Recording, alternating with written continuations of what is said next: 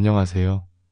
오늘 여러분과 함께 나눌 이야기는 조선시대 숙종 영간 왕의 사랑을 받지 못하면서도 최고의 명문가 출신으로 궁궐의 권력 다툼 속에서 험난한 삶을 살아간 한 여인의 이야기입니다.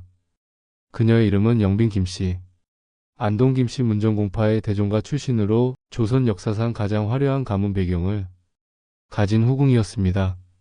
하지만 아이러니하게도 그 화려한 배경이 오히려 그녀에게는 저주가 되었습니다.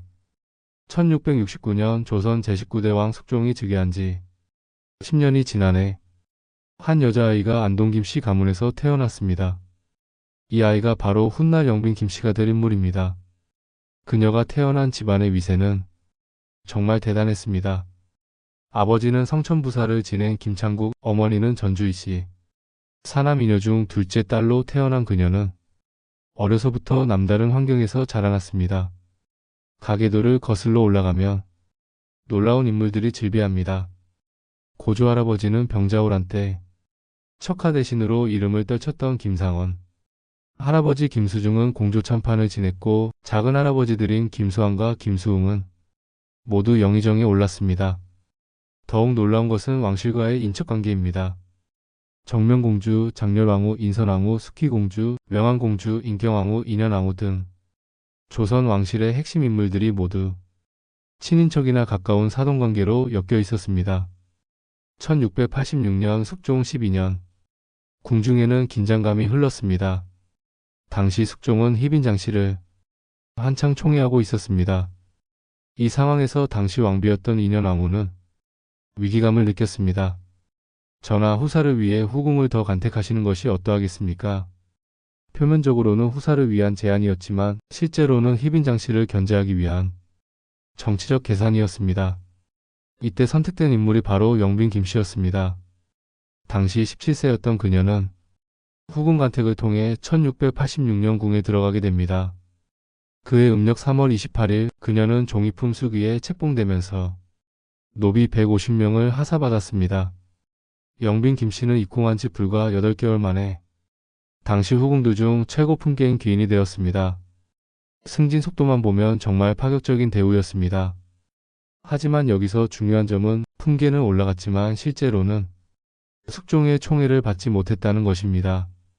숙종은 여전히 희빈장씨에게만 집중하고 있었고 영빈 김씨는 후사도 낳지 못했습니다. 1689년 영빈 김씨에게는 운명적인 해가 되었습니다. 4월 20일 영빈 김씨는 갑자기 패출되었습니다. 그 제목은 충격적이었습니다. 왕의 동정을 염탐하여 궁중의 기밀을 친정에 알렸다는 것, 그리고 이모부 홍치상과 작당하여 희빈장씨의 어머니와 조사석에 대한 유언비어를 날조에 유포했다는 것이었습니다. 이는 단순한 실수가 아니라 정치적 음모에 가까웠습니다. 영빈 김씨는 자신의 가문의 힘을 이용해 궁중 정보를 빼내고 희빈장씨를 해치려는 계획을 세웠던 것입니다.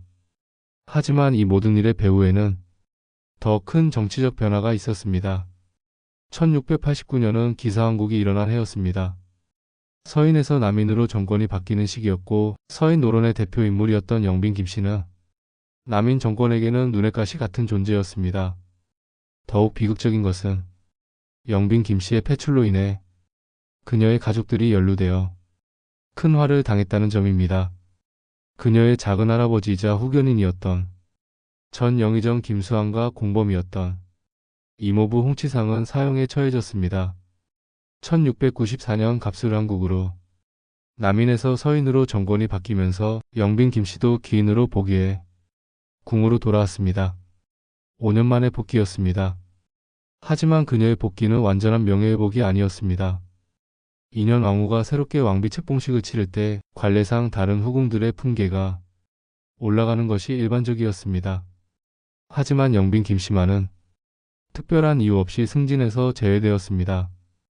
1699년에 숙종이 단종을 복위한 기념으로 정일품 빈 아래의 모든 후궁을 특별히 승봉해 주었는데 이때도 영빈 김씨만 홀로 누락되었습니다. 복이 되기는 했지만 여전히 숙종의 미움을 받고 있다는 것을 보여주는 사건들이었습니다.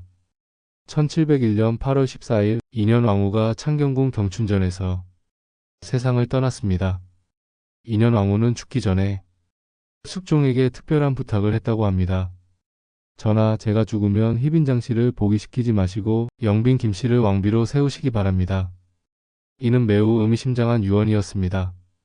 인현 왕후는 자신을 패출시키는 데 일조했던 영빈 김씨를 오히려 후계자로 지목한 것입니다. 하지만 궁중에서는 희빈장 씨의 복위를 꾀하는 움직임이 일어났습니다. 이런 분위기 속에서 숙빈 최 씨가 충격적인 발골을 했습니다. 희빈장 씨가 치선당 서쪽에 신당을 설치하고 인현 왕후를 저주해 죽게 했다는 것이었습니다. 이로 인해 무고의혹 사건이 일어났고 1701년 10월 8일 희빈장 씨는 자진의 명을 받게 됩니다. 그리고 숙종은 후궁에서 왕비로 승격되는 일을 금지한다는 법을 만들었습니다. 1702년 9월 새로운 계비 인현 왕후가 책봉되면서 영빈 김씨는 드디어 1계급 승봉하여 정일품 영빈에 봉해졌습니다. 입궁한 지 16년, 패출당한 지 13년 만에 얻은 승진이었습니다. 이 시기 영빈 김씨는 같은 노론 출신인 숙빈 최 씨와 친하게 지냈습니다. 둘 다 숙종의 총애를 크게 받지 못하는 처지였기 때문에 서로 의지했을 것입니다. 이런 친분 때문에 영빈 김씨는 숙빈 최 씨의 소생인 연인군을 친아들처럼 대했다고 합니다. 연인군 역시 그녀를 어머니라고 부르며 따랐습니다. 이는 훗날 연인군이 영조로 즉위한 후 영빈 김씨를 각별히 대우하는 배경이 되었습니다. 1720년 숙종이 세상을 떠나면서 영빈 김씨는 다른 후궁들과 함께 대궐에서 나가 살게 되었습니다. 하지만 다른 후궁들이 화려한 저택을 받은 것과 달리 영빈 김씨가 나가서 살 사정은 후궁이 살기에 합당하지 않을 정도로 허름했습니다. 1720년 12월 14일 경종에게 급성 중독 사건이 일어났습니다. 이 사건에서 영빈 김씨가 독을 쓴 흉수로 의심받게 되었습니다. 그녀가 연인군과 가까웠다는 점이 의심의 근거였습니다. 다행히 왕대비 인현 왕후의 비호로 사건이 덮어졌지만 1724년 4월에는 그녀의 외사촌 아우인 이진검이 영빈 김씨를 공개적으로 지목하여 사건이 다시 불거졌습니다. 1724년 8월 경종이 돌연 세상을 떠나고 연인군이 영조로 즉위했습니다. 영조의 즉위는 영빈 김씨에게 극적인 반전을 가져다 주었습니다.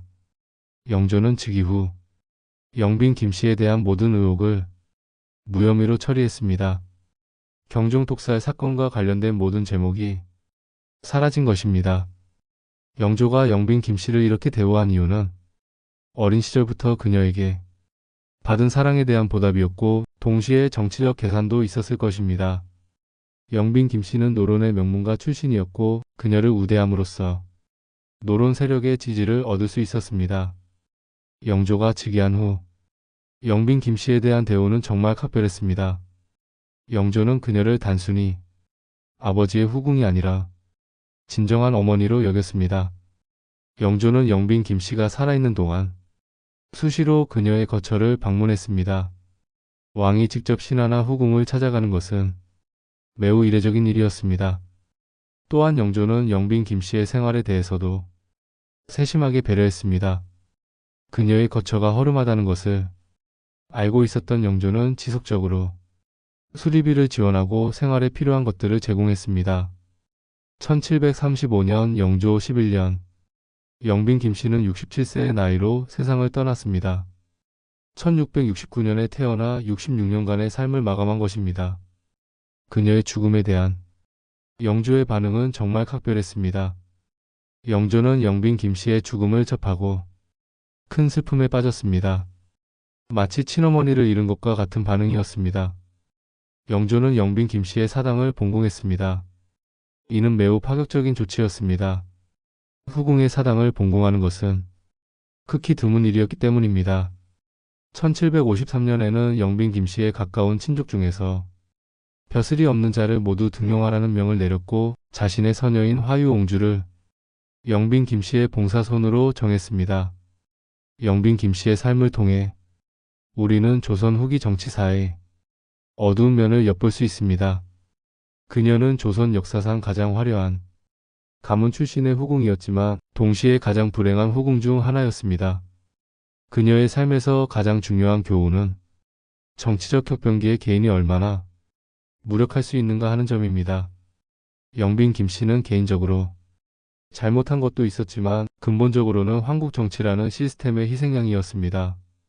하지만 그녀의 삶이 완전히 비극적이었던 것만은 아닙니다. 연인군과의 각별한 관계, 그리고 그가 영조로 즉위한 후 받은 극진한 대우는 그녀에게 큰 위안이 되었을 것입니다. 현재 영빈 김씨의 묘는 경기도 남양주시 진저읍 장현리에 위치하고 있으며 1991년 사적 367호로 지정되어 보호받고 있습니다. 영빈 김씨의 이야기는 우리에게 여러 가지 교훈을 줍니다. 정치적 혁명기에는 개인의 운명이 쉽게 바뀔 수 있다는 점, 진정한 인간관계의 소중함, 그리고 권력보다 더 중요한 것이 있다는 점 등입니다. 오늘 우리가 나눈 영빈 김씨의 이야기가 조선 후기 역사에 대한 이해를 높이는데 도움이 되었기를 바랍니다. 그녀의 파란만장한 삶을 통해 우리는 역사의 복잡성과 인간의 운명에 대해 다시 한번 생각해보는 계기가 되었으면 합니다. 함께 해주셔서 감사합니다.